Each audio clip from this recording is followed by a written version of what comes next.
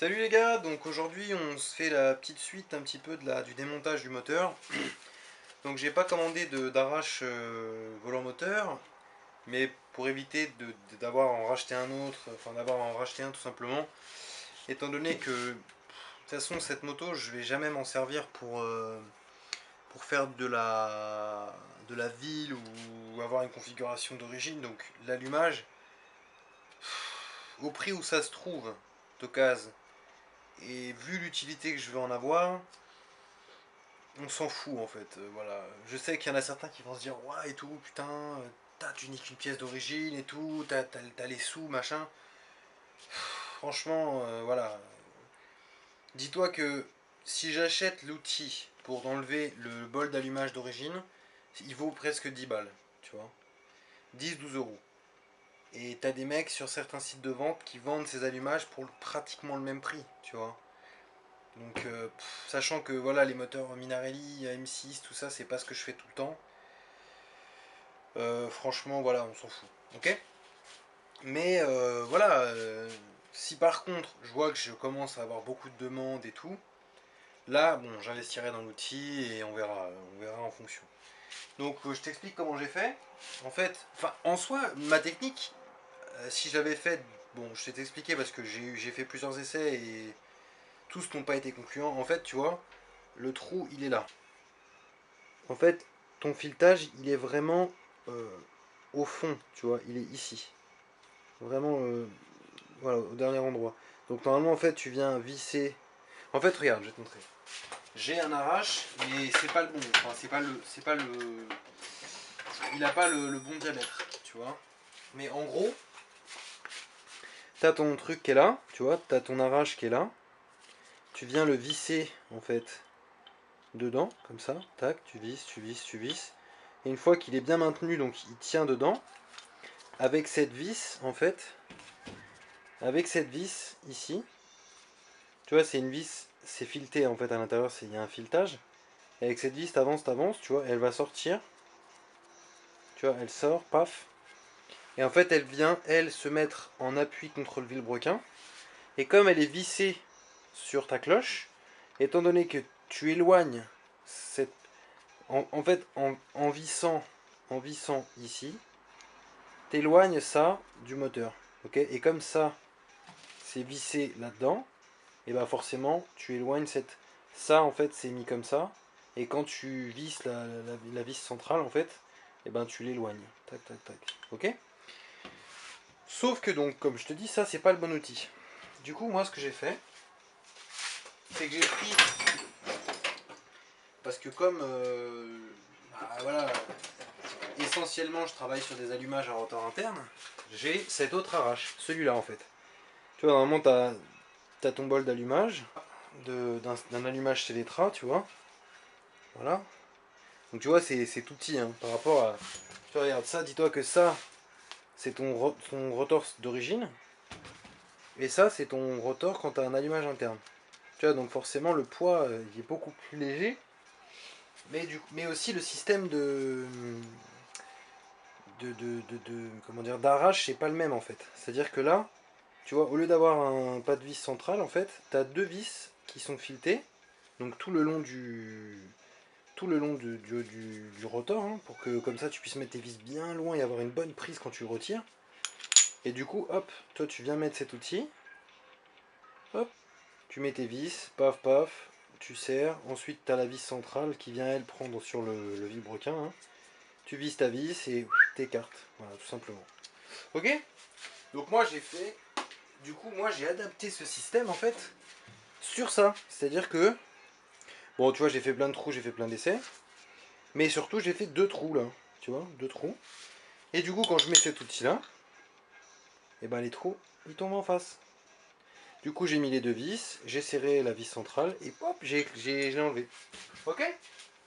Voilà, donc si jamais un jour tu mets l'arrache au centre, que tu foires le pas de vis et que tu n'arrives plus à l'enlever, niquer pour niquer, bon bah tu prends une perceuse, tu perces. Après, à la limite, tu n'es même pas obligé d'avoir l'outil, hein. Tu te fais une grosse plaque. Bon, par contre, il faut une plaque qui est quand même assez épaisse, hein. Tu te prends une grosse plaque, tu te fais deux trous d'une largeur à peu près correcte pour ton rotor. Tu fais un trou central avec un filetage, ou même pas, tu fais un trou central, tu mets un écrou derrière et un écrou devant. Ok, comme ça retient la vis. Tu viens le faire, bam bam bam, tu viens le visser, et après ça l'écarte. Ok. Voilà, genre de petite astuce pour pas trop t'embêter. Alors on continue. Donc du coup bon j'ai pré-desserré les vis parce que je me suis rendu compte qu'avec le temps, les vis tu sais elles ont tendance à coller. Et du coup après elles sont un petit peu reloues à retirer. Mais surtout celle-ci. Surtout les trois petites vis là à laine. En plus elles sont toutes petites. Donc ça c'est le genre de truc qui foire en 4 secondes 5. Et c'est ce qui a d'ailleurs failli arriver, hein. J'ai dû taper sur les têtes, forcer comme un âne et tout. Tu vois, regarde là d'ailleurs, hop, tu vois, si j'appuie pas, tu vois, regarde. Tu sais, ça a vite fait de se foirer ces trucs là, hein. Bon là les vis je les mets de côté, je pense que à mon avis je m'en resservirai jamais, mais bon, on verra. Faut jamais dire jamais. Voilà, tac tac. On se dépêche, hop, ça je le retire parce que ça sert à rien. Enfin ça pour l'instant. Ne pas perdre la petite rondelle qui est là, hein, ce serait bête quand même. Ok, donc ça, hop, voilà. On va mettre de côté, voilà. Donc là, on a accès aux vis internes du bloc. Ok. Et hop, on desserre. Bon, ça va te paraître un peu démesuré pour le moteur, mais au moins, je suis sûr de rien foirer, tu vois. Voilà. Ça, c'est fait. Ça, c'est fait. Ok. On va prendre notre petite boîte bleue. Petite boîte magique. Donc là, tu vois, on en a déjà une partie. Donc ça, c'est les vis de notre carter. Après, au niveau des tailles, en fait, j'ai vu qu'il y avait plein de mecs, tu vois, ils faisaient des patrons et tout. Je l'ai même fait pendant un certain temps, mais en fait, pour moi, soit c'est trop long, soit c'est trop court. Tu vois, il n'y a pas de. Enfin, je sais pas, c'est quand même vachement de la logique, quoi. Tu vois, tu peux pas vraiment te tromper au niveau des vis. Faut vraiment faire exprès, quoi, pour moi. Tu vois, regarde, cette vis-là, tu vois bien que entre celle-là et celle-là, il y a quand même carrément une différence, quoi. Tu peux pas remettre. Celle-là, quand tu la remets, tu vois qu'elle prend pas, en fait. Elle est trop courte. Enfin bon. Après, si vraiment vous n'êtes pas sûr, vous prenez un carton, ok. Sur ce carton, vous dessinez le chemin des vis, donc la forme de votre carter, nanana. Vous faites des trous, où il y a à peu près où il y a toutes les vis, et à chaque fois que vous retirez une vis, vous la mettez dans le trou correspondant en fait, là où vous l'avez enlevé. Comme ça, une fois que vous remontez votre carter, vous prenez votre patron et vous remettez les vis une par une exactement à la place où elles étaient. Comme ça, vous êtes sûr et certain de ne pas vous tromper au niveau des tailles. Au niveau des longueurs et tout ça. Waouh, ça fait déjà 10 minutes. Ok, bon bah à mon avis le démontage de ce moteur va être quand même relativement long. Ouais, donc bref, je vous disais rapidement. Donc en fait le mec, j'ai discuté avec un gars, donc je l'ai vu. J'ai fait donc achat du vélo Omega. J'ai acheté donc un allumage NVT, un rotor interne. Je sais pas s'il y a les lumières avec, j'espère. Ce serait top. Mais en fait, le mec, il m'a filé pas mal de pièces avec ses ensembles. En fait, il m'a filé, il y a au moins 4 ou 5 carbus d'Alorto. Donc j'ai 2 carbus de 21, un carbu de 19, des carbus de 17,5. Il m'a filé 3 grosses boîtes à clapets, donc gros diamètre, quoi. Donc pour de la grosse config, quoi, gros carburateur. Des pipes d'origine, il y a plusieurs couronnes de diamètres différents, il y a une chaîne. Il y a quoi d'autre d'intéressant? Ah ouais, il y a deux kits en fait. Il y a un kit 70 alu, donc Eurocylindro, je sais pas si ça va parler à quelques-uns d'entre vous. C'est en fait c'est l'ancêtre de Athéna. Et, euh, et du coup, donc ça c'est super rare comme cylindre. Et surtout ça marche pas mal quoi. C'est bon, c'est pas évidemment, c'est pas comparé à ce qui se fait maintenant. C'est un peu à la ramasse, hein, mais bon, Moi je m'en fous parce que, étant donné que la machine que je veux faire, ça va pas être un truc qui fait des grands prix MotoGP, vous voyez. Ce sera. C'est bien en fait, parce que ça fait une petite config sympa, pour pas cher, voilà.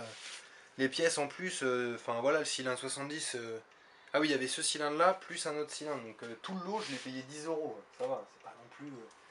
Sachant qu'un kit normalement seul, ça vaut entre 150 et 250 euros. Donc bon, je pense que ça va quoi. Hein, j'ai quand même fait une affaire. Voilà quoi. Donc sympa, sympa, sympa. Quelques petites pièces, quelques trucs. Voilà quoi, histoire d'être pareil quoi. Donc là, techniquement, de la config, en fait, il me manque juste. Alors j'ai déjà un carbu qui traîne. Donc je vais m'en servir pour la config. Et il manque un échappement et une pipe d'admission. Et après on a tout ce qu'il faut.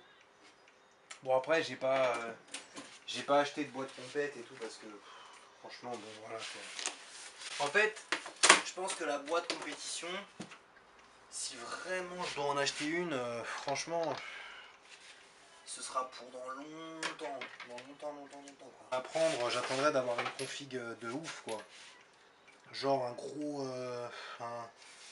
Être, je sais pas, en kit 80 ou kit 100 ou un truc voilà qui vraiment qui crache à mort en fait quoi, vous voyez. Alors c'est du 17.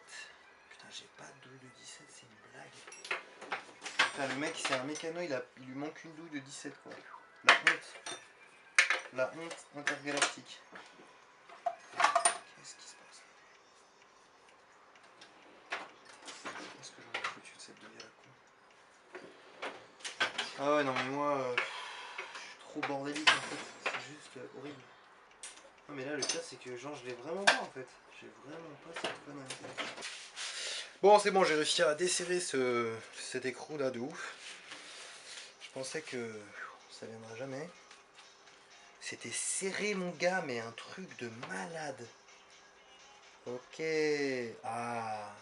Lol. Ah oui non d'accord. Je me suis dit oula, j'ai enlevé un truc, ça y est, c'est venu direct. Ok donc là c'est bon. Donc on a visiblement pas de rondelle à ce niveau-là. Par contre, le vilo, il est bloqué. Mais genre, il est coincé en fait. Vraiment. Vraiment de chez vraiment quoi. Je suis. Ah ok, c'est ça le balancier d'équilibrage. Parce qu'il y a plein de mecs qui m'ont dit ouais, tu verras et tout, nanana, il y a un balancier d'équilibrage. Mais je sais pas par contre si ça, il faut l'enlever ou pas. Je sais pas du tout comment ça se passe en fait. Bon attends, déjà on va remettre ça. Ah ouais mais c'est un coup à péter la clavette ça non?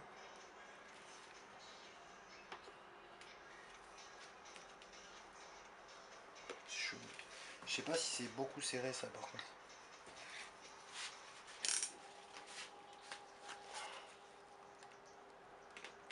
Hop, ça vient. Non ça va, c'est pas trop, c'était pas du tout serré en fait. Enfin pas du tout, c'est serré quoi. Mais c'était pas genre serré. Ah ouais d'accord, par contre il y avait du frein filet donc on le remettra pour au moment du remontage. Ok. Ça c'est quand même vachement bien fini je trouve. Hein. Ah ouais si tu vois il fallait le démonter. Parce que. Oh attention, il y a une clavette là. Oh elle a l'air d'être cassée. Ah peut-être pas. Attends, j'ai un petit aimant là qui traîne normalement. Yes. C'est bon. À mon avis les potes là. Le vilo, on va l'enlever au marteau. Hein. Je sais pas pourquoi, mais vu comment c'est bloqué là-dedans, là, à mon avis, il y a peu de chances pour que ça vienne gentiment, quoi. Hein, ça, j'en doute fort. Bon, je vais retirer tout ce qui sert à rien, pour éviter que ça me gêne. L'ennui avec ces blocs qui n'ont pas tourné comme ça pendant longtemps, c'est que bah tu sais pas trop ce que tu vas trouver dedans, quoi. Bon après, là tu me diras, c'est juste au niveau du vilo. Hein. J'espère que la boîte n'a rien. En fait. Parce que là, depuis le début, je dis ouais, c'est le vilo, c'est le vilo, c'est le vilo, mais je l'ai pas encore ouvert le truc, hein, donc Je peux pas te dire, tu vois, si... Je peux pas te dire. Ok les gars, je vous laisse là. Donc j'espère que la vidéo vous a plu. On démonte, je vous montre cette vidéo là. Et ensuite, je chaufferai et j'ouvrirai en deux. Ok les gars, je vous laisse là. Salut!